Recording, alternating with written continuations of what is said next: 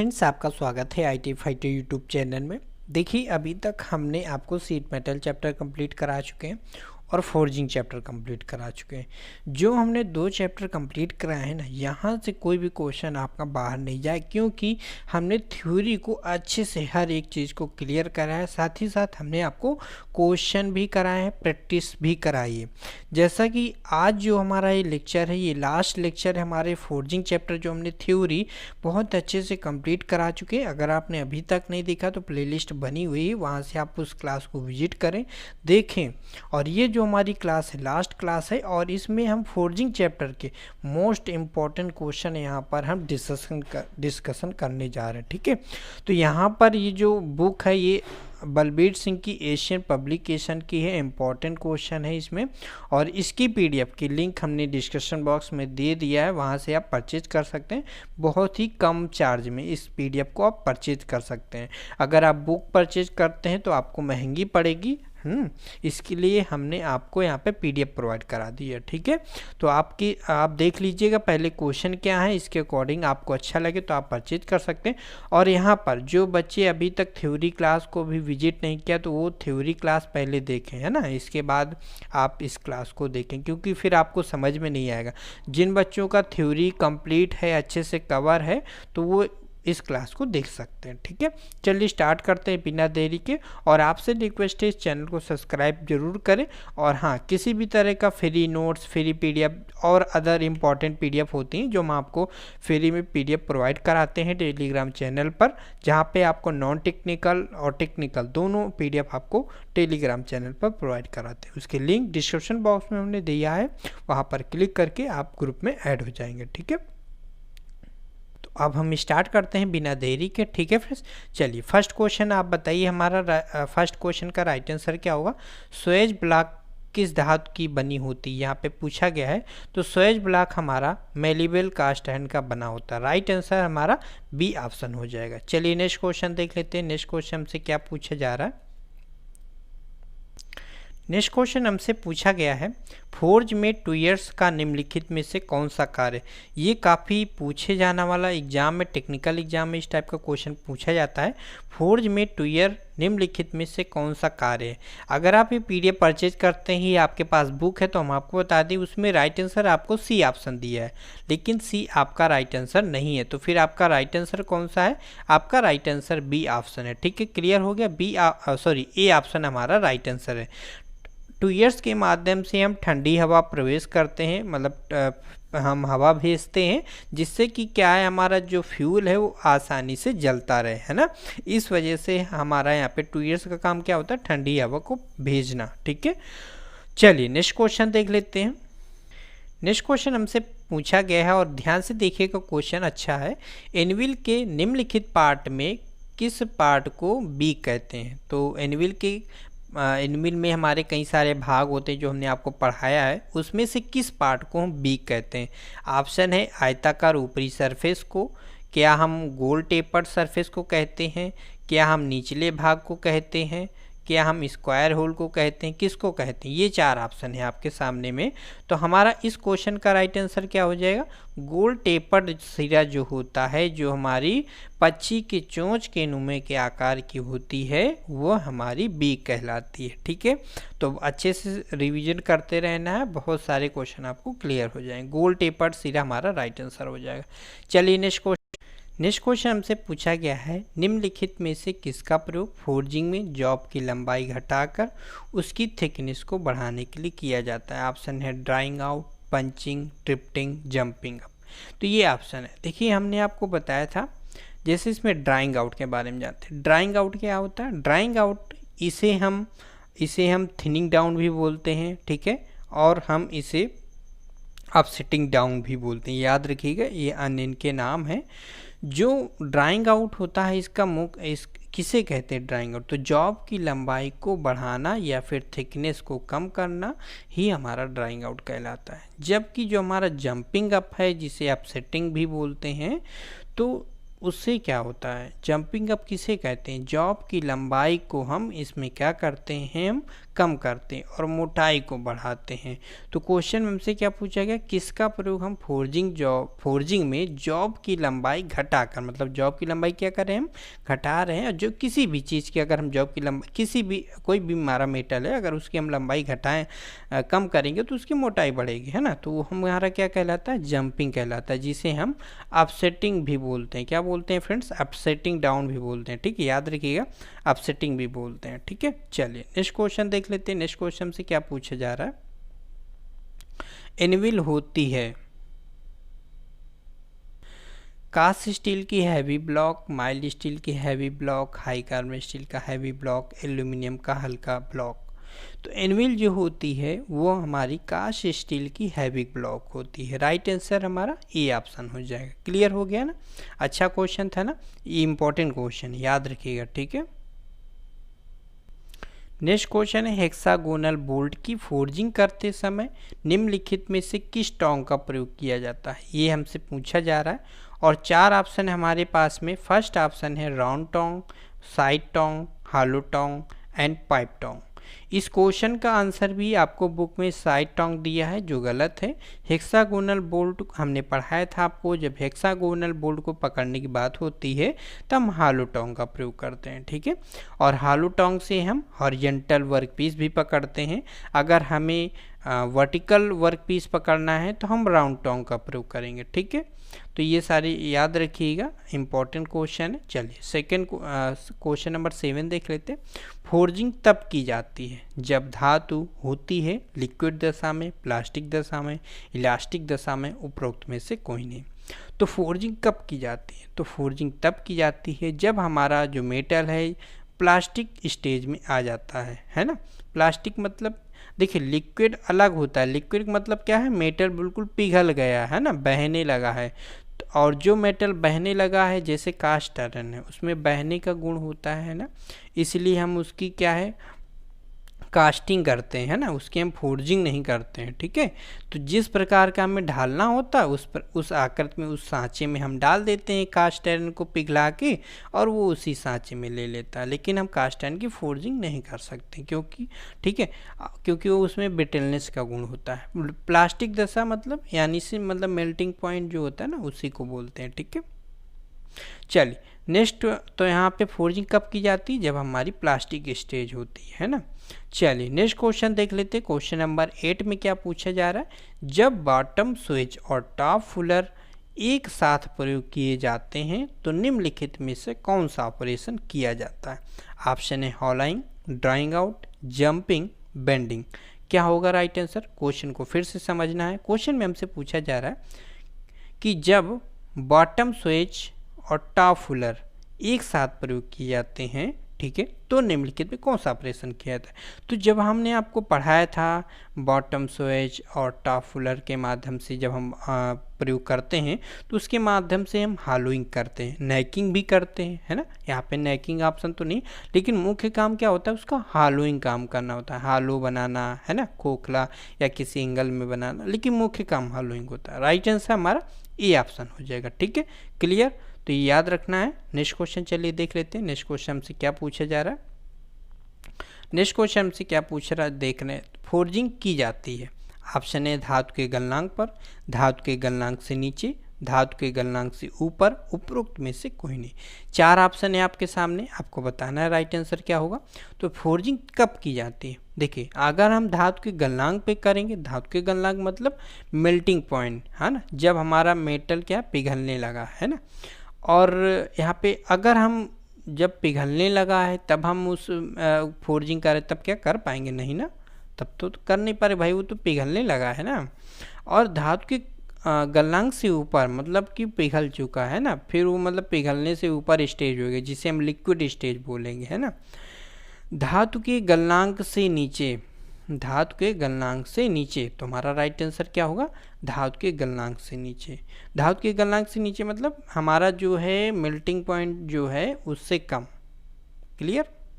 अभी हमारा heat treatment chapter का आएगा ना, तो उसमें और ये सारी चीज़ें क्लियर हो जाएंगी, मेल्टिंग पॉइंट ऊपर नीचे सब कुछ, ठीक है, क्योंकि उसमें हमारा क्रिटिकल पॉइंट, अपर क्रिटिकल पॉइंट, ट्रांसफॉर्मेशन रेंज, ये सब पढ़ेंगे सब कुछ, क्योंकि अब हमारा जो नेक्स्ट थ्योरी चैप्टर होगा वो हीट ट्रीटमेंट चैप्टर होगा, ठीक है। तो फोर्जिंग हम कब करते हैं, धातु के गलनांक से नीचे, ठीक है। चलिए नेक्स्ट क्वेश्चन देख लेते हैं। फोर्जिंग शॉप में निम्नलिखित में से किस वॉइस का प्रयोग करते हैं। तो फोर्जिंग शॉप में हम किस वॉइस का प्रयोग करते हैं, लेग वॉइस का प्रयोग करते हैं, सभी बच्चों को मालूम है ना। वीडियो पसंद आ रहा हो तो वीडियो को दिल से लाइक करें, ऐसे ही हम आपको क्लासें प्रोवाइड कराते रहेंगे, है ना। चलिए नेक्स्ट क्वेश्चन देख लेते हैं। कास्ट आयरन को फोर्ज नहीं किया जा सकता क्योंकि इसमें गुण होता है। अभी हमने बताया था कि कास्ट आयरन में हमारा ब्रिटलनेस का गुण होता है, इस वजह से हम इसको फोर्ज नहीं कर सकते, इसकी हम कास्टिंग कर सकते हैं, है ना। चलिए नेक्स्ट क्वेश्चन देख लेते हैं। नेक्स्ट क्वेश्चन हमसे क्या पूछा जा रहा है, क्वेश्चन नंबर 12। क्वेश्चन नंबर 12 में हमसे पूछा है लो एलॉय स्टील के लिए फोर्जिंग उपयुक्त हीटिंग तापमान कितना होता है। तो काफ़ी बार हमने अच्छे से आपको याद कराया है ना, लो एलॉय स्टील या हाई स्पीड स्टील की फोर्जिंग टेम्परेचर कितना होता है, 1100 डिग्री सेंटीग्रेड, ठीक है। हाई स्पीड स्टील का है। अगर ये पूछे कि हाई स्पीड स्टील का फोर्जिंग कलर कितना होता है ना, हाई स्पीड स्टील का फोर्जिंग कलर तुम्हारा कितना होता है, अभी आगे क्वेश्चन आएगा, आप यहाँ पर कमेंट करके बताते ही रहिएगा, हम आगे आपको क्लियर करेंगे। चलिए नेक्स्ट क्वेश्चन देख लेते हैं बिना देरी के। नेक्स्ट क्वेश्चन हमसे क्या पूछा जा रहा है, निम्नलिखित में से यह कौन सा टूल है। बताइए फ्रेंड्स, निम्नलिखित में कौन सा टूल है, फिगर दिखाया जा रहा है, इसमें आपको बताना है कि यह कौन सा टूल है। बताए फ्रेंड्स, ऑप्शन है swage, block, swages, cold set, flatter, ये ऑप्शन है आपके सामने में। तो राइट आंसर हमारा क्या होगा, ये हमारा क्या है, ये हमारा बॉटम स्वेज है, ये हमारा टैप स्वेज है। देखिए एनविल में जो हमारा स्क्वायर होल होता है ना, हमने आपको पढ़ाया था जिसे हार्ड आई होल बोलते हैं। तो जो हार्ड आई होल होता है या स्क्वायर होल होता है, उसी में हम इस स्क्वायर शंकु को फिट करते हैं, है ना। और इसके ऊपर हम बेलनाकार जॉब को रख के फिर इसको इसके ऊपर रख देते हैं, ऊपर से हम हैमरिंग करते हैं ना, तो वो शेप ले लेता है, जिस जैसा आकार का हमारा ये है ना, बेलनाकार है तो बेलनाकार शेप ले लेगा। तो राइट आंसर हमारा क्या होगा, ये स्वेजेस है, ये हमारे क्या स्वेज है जो हमारे हाई कार्बन स्टील के बने होते हैं। नेक्स्ट क्वेश्चन है, देखिए अगर स्वेज ब्लॉक पूछता है तो मेलिबल कास्ट आयरन का बनता है, अगर स्वेज पूछे तो हाई कार्बन स्टील का बनता है। नेक्स्ट क्वेश्चन है, चित्र में दिखाया गया दोष ड्राइंग आउट में आने वाले निम्नलिखित में से कौन सा दोष है, मतलब फोर्जिंग दोषों में से कौन सा दोष है।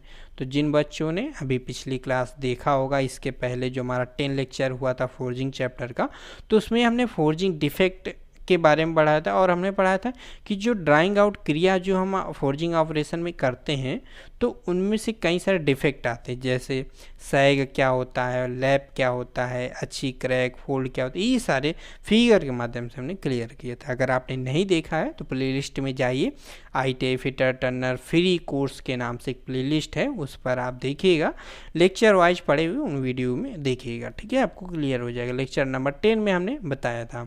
तो चित्र में दिखाया गया दोष ड्राइंग आउट में निम्नलिखित कौन सा फोर्जिंग दोष है, तो ये हमारा कौन सा दोष है बताएं फ्रेंड्स, ये हमारा अच्छी क्रैक एंड फोल्ड्स है, मतलब एक्सियल क्रैक जिसे इंग्लिश में बोलते हैं। ये क्यों हो जाता है, जब हमारा जो टेम्परेचर है सही से अंदर तक हमारा प्रॉपर गर्म नहीं हुआ, ये समझ लीजिए जो हमारा फोर्जिंग टेम्परेचर है वो हमने कम दिया। तो फोर्जिंग टेम्परेचर कम देने से क्या है, हमारा जो मेटल है उसमें क्रैकनेस आ जाती है ना, इसलिए प्रॉपर हमें फोर्जिंग टेम्परेचर जो है वही देना चाहिए, ना उससे कम ना ज़्यादा। नेक्स्ट क्वेश्चन है फोर्जिंग टूल, ये हमें बताना है कि निम्न से कौन सा फोर्जिंग टूल है। जो बच्चे इस क्वेश्चन को दिमाग लगाएंगे तो सही इसका राइट आंसर दे पाएंगे। बहुत सिंपल सा क्वेश्चन है, आपको टफ भी लग रहा होगा लेकिन हम आपको समझा देंगे। निम्नलिखित में से कौन सा फोर्जिंग टूल है, देखिए इसको समझने का आसान, आप ये तो समझ गए होंगे कि भाई इसमें एक कोल्ड सेट होगा या तो हॉट सेट होगा, है ना, ये तो आप समझ पा रहे होंगे। और नीचे हार्डाई है ना, हार्डाई का दूसरा नाम बताइए बच्चों, दूसरा नाम क्या होता है। हमने जब आपको फोर्जिंग चैप्टर पढ़ाया था तो हमने हार्डाई का दूसरा नाम बताया था। देखते हैं कितने बच्चे हार्डाई का दूसरा नाम बता पाते हैं। हार्डाई का दूसरा नाम हमने क्या बताया था, देखिए स्क्वायर होल को तो हमने दूसरा नाम बताया था, उसको भी हम हार्डाई होल बोलते हैं। लेकिन एक हार्डी टूल होता है जिसे हार्डाई भी बोलते हैं, उस हार्डी टूल को हम एनिविल कटर भी कहते हैं। ठीक है, तो ये जो आप देख पा रहे हैं इसे हम एनिविल कटर भी कहते हैं। और ये हमारा कौन सा चीज़ल है, अब ये हम कैसे पता चलेगा, ये हमें एंगल से पता चलेगा। यहाँ पर इन्होंने एंगल दे रखा है और 30 डिग्री इन्होंने दिया है। तो 30 डिग्री किसका एंगल होता है, हमारा हॉट सेट का होता है, मतलब हॉट चीजल का होता है ना। हॉट सेट क्या है, लगभग एक प्रकार का हॉट चीजल हम बोल सकते हैं, जिसका पॉइंट एंगल हमारा 30 डिग्री होता है। तो यहाँ से हमने समझ लिया कि 30 डिग्री दिया हुआ तो हमारा ये हॉट सेट होगा, है ना। अगर यहाँ पे 60 डिग्री दिया होता तो फिर हम इसको लगाते, hard I and cold set को लगाते। ठीक है, तो राइट आंसर हमारा कौन सा होगा, बी ऑप्शन होगा। क्लियर हो गया। चलिए नेक्स्ट क्वेश्चन है, क्वेश्चन नंबर 16 में हमसे क्या पूछा जा रहा है, जब अपसेटिंग प्रोसेस के दौरान स्टॉक के फेसेस स्क्वायर बन जाते हैं तो निम्नलिखित में से कौन सा फोर्जिंग दोष आता है। तो होता फ्रेंड्स ये है कि क्वेश्चन नंबर 16 में ध्यान दीजिएगा कि अपसेटिंग प्रोसेस के दौरान स्टॉक के फेसेस स्क्वायर बन जाता है तो उसे कौन सा फोर्जिंग, देखिए तो ऑप्शन है स्टॉक के बकलिंग, फोल्ड, सरफेस, आंतरिक क्रैक्स, उपरोक्त में कोई नहीं। चलिए आपने राइट आंसर दे दिया होगा। तो इस क्वेश्चन का राइट आंसर होगा स्टॉक की बकलिंग। स्टॉक की बकलिंग क्या होता है, मतलब कोई जो पार्ट है वो अपनी एक्सिस लाइन से मुड़ गया है इधर से उधर, या फिर हमने जब आपको बताया था जब हम अपसेटिंग कर रहे होते हैं, अपसेटिंग का मतलब जब हम अपसेटिंग जिसे हम बोलते हैं जंपिंग अप बोलते हैं, तो अपसेटिंग की क्रिया कर रहे हैं, मतलब जॉब की लंबाई को हम कम कर रहे हैं, मोटाई को बढ़ा रहे हैं, तो उस टाइम हमें वर्कपीस को घुमाते रहना चाहिए चारों तरफ। अगर हम नहीं घुमाते हैं तो एक ही जगह पर स्क्वायर बन जाती, स्क्वायर शेप बन जाती, क्योंकि हम हैमरिंग कर रहे हैं या जिस आकृति की हमारा टूल है जिस आकृति के टूल से हम प्रहार कर रहे हैं, हम कुटाई पिटाई कर रहे हैं, तो उसी के आकर तो बन जाता है। तो बस ये याद रखिए कि हाँ, जो बकलिंग क्या होता है कि अपनी एक्सिस लाइन से मुड़ जाना ही हमारा बकलिंग है, या फोर्जिंग डिफेक्ट है एक प्रकार से समझ लीजिए, है ना। इसलिए हमें प्रॉपर वर्क पीस को जिसकी फोर्जिंग कर रहे हैं उसको घुमाते रहना चाहिए, है ना। चलिए नेक्स्ट क्वेश्चन देख लेते हैं। काफ़ी जो क्वेश्चन जो भी हम करा रहे हैं वेरी इंपॉर्टेंट क्वेश्चन है और ट्रिपिकल क्वेश्चन, मतलब सिंपल भी नहीं है। हमें पता है यहाँ पर आप ऐसे कई क्वेश्चन अभी तक आए होंगे जिसमें आपने एक दो गलत जरूर किए होंगे, है ना, बिल्कुल 100% की बात है, क्योंकि इसमें क्वेश्चन ही ऐसे हैं। जो एशियन बलबीर सिंह की है PDF, जो हम आपको प्रोवाइड भी करा रहे हैं, लिंक डिस्क्रिप्शन बॉक्स में है, आप परचेज भी कर सकते हैं। हमने बहुत ही कम फीस में इसको मेहनत के द्वारा खुद हमने इस PDF को बना के हम आपको प्रोवाइड करा रहे हैं। ऐसा नहीं कि कहीं से हमने PDF परचेज किया हो, खुद हमने इसको बना के और मेहनत करके हम आपको प्रोवाइड कम फीस में करा रहे हैं। तो इसे आप परचेज कर सकते हैं बहुत ही कम फीस में। ठीक है, तो निम्न में इसमें ये फिगर दिया गया है और आपसे पूछ रहा है कि ये कौन सी अपसेटिंग है, ड्राइंग अपसेटिंग है, सेंटर अपसेटिंग है, जंपिंग अप है। इसकी हम ट्रिक बता देंगे आपको याद करने के लिए। यहाँ पे देखो अपसेटिंग 3 प्रकार की होती है, हमने आपको बताया था। एक होती है हमारी इसे हम जंपिंग अपसेटिंग बोलते हैं, एक हमारी सेंटर अपसेटिंग होती है और एक हमारी इंड सेटिंग होती है, इंड अपसेटिंग होती है। ठीक है, जो हम इसे फिगर से समझ लेते हैं, जो हमारा छोटा होता है उसे हम जंपिंग अप बोल सकते हैं, जंपिंग अपसेटिंग, और जो इसके बड़ा होता है उसे हम इंड अपसेटिंग बोलते हैं। ठीक है, इससे जो हमारा बड़ा होता है, मतलब बड़ा क्या मतलब वो काफ़ी लंबी रॉड होती है, उसे हम टोंग की मदद से पकड़ते हैं। आप फिगर देखे होंगे, हमने जब आपको पढ़ाया होगा तो उसमें से आप समझोगे। और इसमें क्वेश्चन है नहीं तो हम आपको दिखा नहीं सकते इस टाइम, है ना। तो बाकी हमने आपको पढ़ाया हुआ है, सेंटर अपसेटिंग, एंड अपसेटिंग के फिगर को दिखाया हुआ, तो आप देख सकते हैं पिछली क्लास को विजिट करके। राइट आंसर हमारा बी ऑप्शन हो गया। तो जिन बच्चों ने बी आंसर दिया है तो उनका इस क्वेश्चन का राइट आंसर हमारा सी ऑप्शन है। ठीक है, तो जिन बच्चों ने सी लगाया है उन बच्चों का राइट आंसर कन्फर्म है। ठीक है, तो बहुत अच्छे क्वेश्चन है। नेक्स्ट क्वेश्चन है, चित्र में किस प्रकार का बेंडिंग टूल दिखाया गया है। ऑप्शन है बेंडिंग ब्लॉक, फोर्क टूल और बेंडिंग डाई, बेंडिंग लिंक, ये 4 ऑप्शन है। तो ये कौन सा यहाँ पे दिखाया गया बताइए फ्रेंड्स, ये हमारा कौन सा बेंडिंग टूल है। तो ये हमारा बेंडिंग टूल है, इसे हम बोलते हैं फोर्क टूल बोलते हैं। ठीक है, क्या बोलते हैं फ्रेंड्स, इसको हम याद रखिएगा, एग्जाम में क्वेश्चन पूछ लेगा कि बताइए ये हमारा कौन सा है, ये कौन सा टूल दिखा रहा है बेंडिंग टूल, तो ये हमारा फोर्क टूल है। राइट आंसर हमारा बी ऑप्शन हो जाएगा। चलिए नेक्स्ट क्वेश्चन देख लेते हैं। और ठीक है, चलिए नेक्स्ट क्वेश्चन देख लेते हैं। यहाँ पे थोड़ा सा माउस का इशू रहता है, इसलिए थोड़ा सा दिक्कत होती है बीच बीच में। चलिए नेक्स्ट क्वेश्चन देख लेते हैं क्या पूछा जा रहा है। फ्लैट और राउंड स्टील की बार्स, या बार्स का मतलब यहाँ पे रॉड हो सकता है ना। फ्लैट या राउंड स्टील की कोई रॉड है की हुक्स को बेंड करने के लिए निम्नलिखित में से किसका प्रयोग करेंगे। Bending links, bending block, bolster Suez, fork tool, ये 4 ऑप्शन है। तो हम चाहते हैं कि आज एक क्वेश्चन आपको दिया जाए और देखते हैं कौन वह बच्चा है जो इस क्वेश्चन का 100% राइट आंसर देता है। तो हम आपसे रिक्वेस्ट करते हैं आप लाइव चैट में इस क्वेश्चन का आंसर ना लिखें। अगर आपने अभी लिख दिया कोई बात नहीं, जब वीडियो अपलोड हो जाए, मतलब जो पब्लिक कमेंट होता है जहाँ पे आप लोग फीडबैक देते हो, वहाँ पर इस क्वेश्चन का राइट आंसर क्वेश्चन नंबर लिख के दीजिएगा, है ना। क्वेश्चन नंबर 19 लिख दीजिए और ये भी लिख दीजिएगा बेंडिंग ब्लॉक है या बोल्स्टर स्वेज है या फोर्क टूल है, बेंडिंग लिंक, जो भी आपको राइट आंसर लिखे नाम लिख दीजिए। क्योंकि देखिए क्वेश्चन नंबर मान लो ठीक है 19 है, याद रहेगा, लेकिन ऑप्शन अगर आप नाम लिख दोगे तो हमें याद रहेगा, तो हम आप लोगों को कमेंट पिन कर देंगे। जो बच्चे राइट आंसर देंगे उनके हम कमेंट को पिन कर देंगे, ठीक है। चलिए समझ में आ गई ना बात। चलिए नेक्स्ट क्वेश्चन देख लेते हैं। नेक्स्ट क्वेश्चन हमसे क्या पूछा गया है, नेक्स्ट क्वेश्चन की तरफ चलते हैं। फुलर का प्रयोग किया जाता है, 4 ऑप्शन है, बहुत अच्छे से देखना है। फुलर का प्रयोग किया जाता है नेकिंग और ग्रूविंग के लिए, रिवेट बोल्टों आदि के हेडों की फार्मिंग के लिए, समकोण में शोल्डर्स बनाने के लिए और ड्राइंग डाउन के लिए। ये 4 ऑप्शन है, तो आपको बताना है राइट आंसर क्या होगा। तो फुलर का प्रयोग किस लिए करते हैं, देखिए हमने अभी पढ़ाया था पीछे, अभी जब क्वेश्चन आया था हमारा आया था स्वेजेस आया था, है ना, स्वेज आया था और बॉटम फुलर टॉप स्वेज आया था। तो हमने उसके बारे में क्या बताया था कि आपका जो पीछे हमारा क्वेश्चन आया था टॉप स्वेज और बॉटम स्वेज के बारे में, तो उसका प्रयोग क्या था, उसका प्रयोग भी हम हालो जॉब या बेलनाकार जॉब वगैरह बनाते हैं ना। लेकिन जो हमारा फुलर होता है उसका भी हमारा काम कुछ इसी प्रकार का होता है, ग्रुप बनाना है, नेकिंग वगैरह करना है, तो वहाँ पर करते हैं। तो फुलर का काम क्या है, नेकिंग और ग्रूविंग। जैसा हमारा स्वेज होता है ना, लगभग उसी तरह का हमारा फुलर भी होता है। देखिए हम दिखाते हैं, फुलर का फिगर दिखा देते हैं। अब एक बार माइंड को सेट करना है और जो कन्फ्यूजन है, जो क्योंकि अभी एक क्वेश्चन आया था जिसमें bottom Suez and top Fuller ऐसा कुछ करके दिया हुआ था, तो काफ़ी कन्फ्यूजन क्रिएट हुआ होगा, है ना।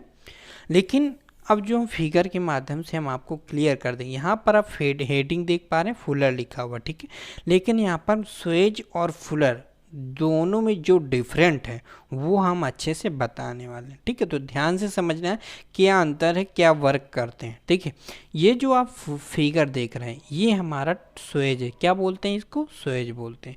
तो जो ऊपर होगा उसे हम टॉप स्वेज बोलेंगे, जो नीचे होगा उसे हम बॉटम स्वेज बोलेंगे। देखिए लिखा हुआ है ना यहाँ पे बॉटम स्वेज, है ना। तो थोड़ा सा हम फिगर को नीचे कर लेते हैं।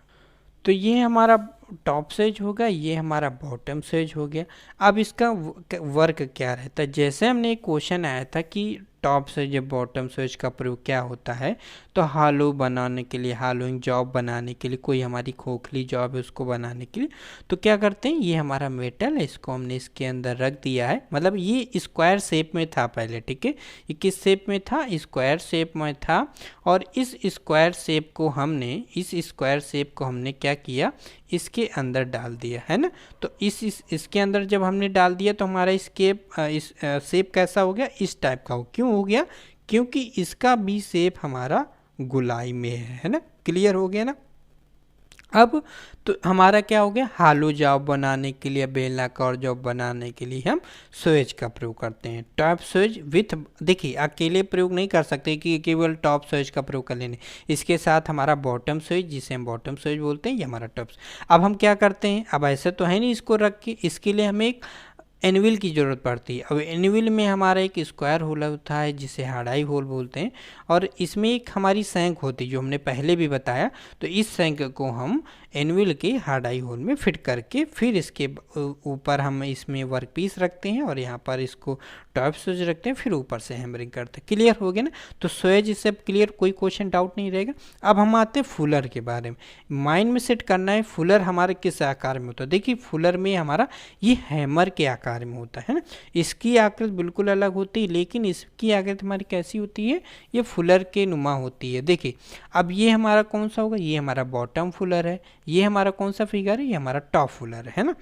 अब यहाँ पर आप जो क्रिया देख रहे हो इसे हम बोलते हैं नेकिंग। क्यों नेकिंग क्यों बोल रहे हैं? क्योंकि इसमें हम मतलब कि कोई हमारी मोटी सीट है उसको हम ग्रुप के द्वारा उसकी लंबाई बढ़ा रहे हैं ना, तो ये हमारी क्या है, इसे हम नेकिंग बोलते हैं। अब कैसे, पहली जो हमारी सीट थी, जो हमारा मेटल था, ये हमारा क्या वर्क पीस है ना, जिसे हमने एनविल में रखा, ठीक है।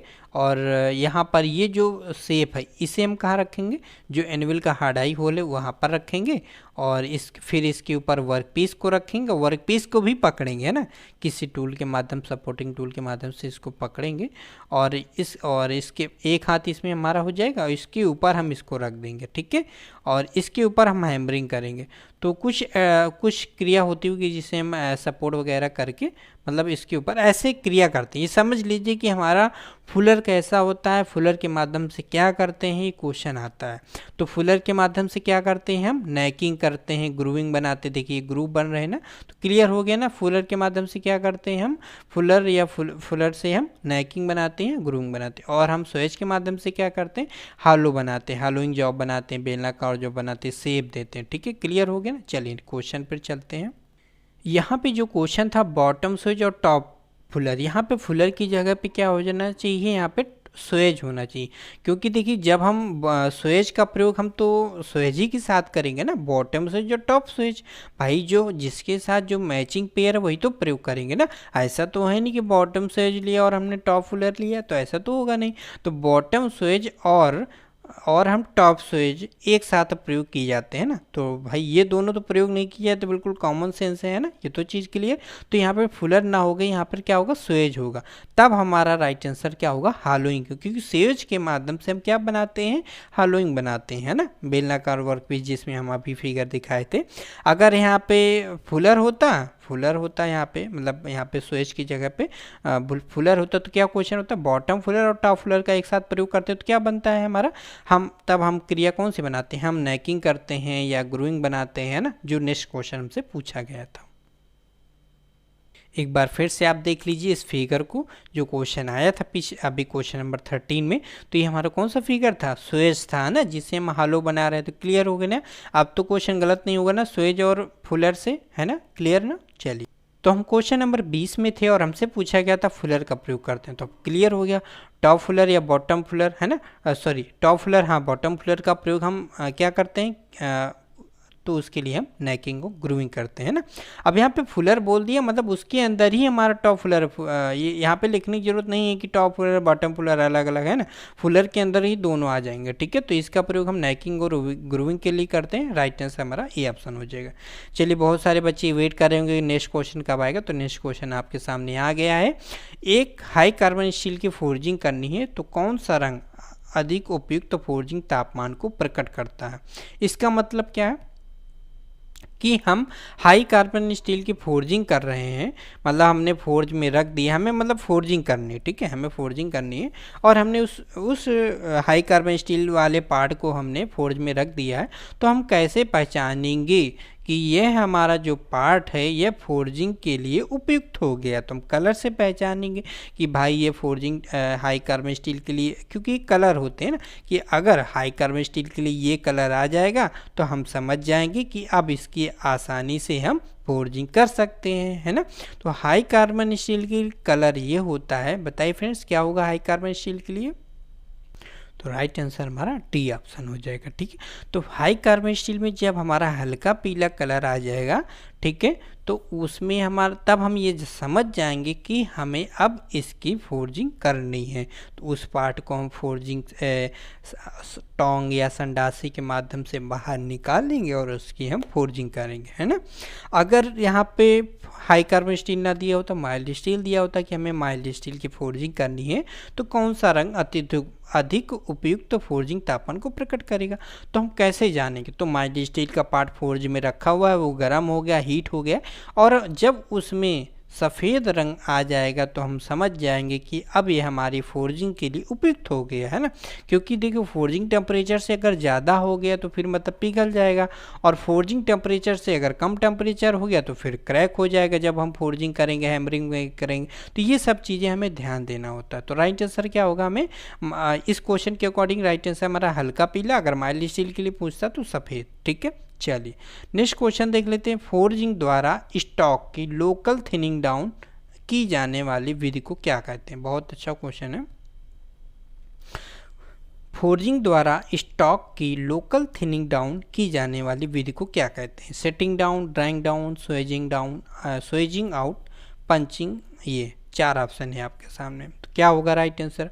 देखिए हमने क्वेश्चन को ध्यान से सुनना है। फोर्जिंग द्वारा स्टॉक की लोकल थिनिंग डाउन की जाती है। लोकल थिनिंग डाउन की जाने वाली विधि को क्या कहते हैं, मतलब क्या, थिनिंग मतलब मोटाई को कम किया जा रहा है, और मोटाई को कम करना और लंबाई को बढ़ाना क्या कहलाता है। मोटाई को कम करना और लंबाई को बढ़ाना क्या कहलाता है, हमारा ड्राइंग डाउन कहलाता है। उसी को हम सेटिंग डाउन भी बोलते हैं और उसी को हम थिनिंग डाउन भी बोलते हैं। देखिए तो यहाँ पर हमारा जो राइट आंसर जो माना जाता है प्रेफरेंस के आधार पे, क्योंकि हमारा ड्राइंग डाउन भी सही है और सेटिंग डाउन भी। क्यों सही, क्योंकि हम सेटिंग डाउन को ही हम ड्राइंग डाउन कहते हैं। जब आप बुक पढ़ेंगे थ्योरी बुक तो आपको लिखा मिलेगा कि ड्राइंग डाउन को ही हम सेटिंग डाउन कहते हैं और उसी को हम थिनिंग डाउन भी कहते हैं, ठीक है। ये भी आपको याद रखना है। तो हम यहाँ पे जो ऑप्शन जो सही माना जाता है वो हम आपको बताएंगे सेटिंग डाउन। तो सेटिंग डाउन हमारा इस क्वेश्चन का राइट आंसर है। अगर आपको डाउट है तो आप कमेंट कर सकते हैं। चलिए next question and last question है इस हमारे क्लास का। एक हाई स्पीड स्टील की फोर्जिंग करनी है, कौन सा रंग अधिक उपयुक्त फोर्जिंग तापमान को प्रकट करता है। तो एक हाई स्पीड स्टील की हमें फोर्जिंग करनी है, तो कौन सा रंग अधिक उपयुक्त फोर्जिंग तापमान को प्रकट करेगा। तो हमने बताया, क्या बताया था हमने ऊपर, हमने माइल्ड स्टील के लिए सफ़ेद बताया था, हाई कार्बन स्टील के लिए हल्का पीला बताया था, और हाई स्पीड स्टील के लिए पीला होता है। मतलब जब हाई स्पीड स्टील का जो हमारा पार्ट होगा जब उसमें पीला कलर आ जाएगा तो हम समझ जाएंगे कि इसके हमें फोर्जिंग का मतलब फोर्जिंग का टाइम आ गया भैया, इसको उठा लो, अब इसकी अब फोर्जिंग करना स्टार्ट कर दो, हैं।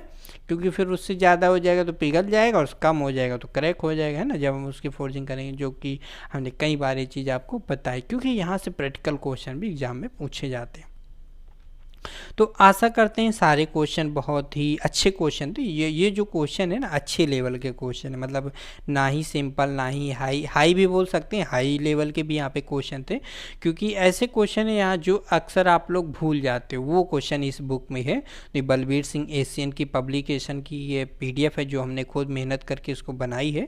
अभी लगभग कुछ काम चल रहा है, तो जो लोग परचेज करेंगे उनको कुछ दिन बाद इसको PDF मिल जाएगी, लेकिन अभी आप कर सकते हैं, कोई दिक्कत नहीं है। PDF आपको मिल जाएगी विथ इन 1 वीक के अंदर, तो आप लोग परचेज कर सकते हैं। लिंक डिस्क्रिप्शन बॉक्स में है, वहाँ से कम फीस में, काफ़ी कम फीस रखी गई है, ठीक है।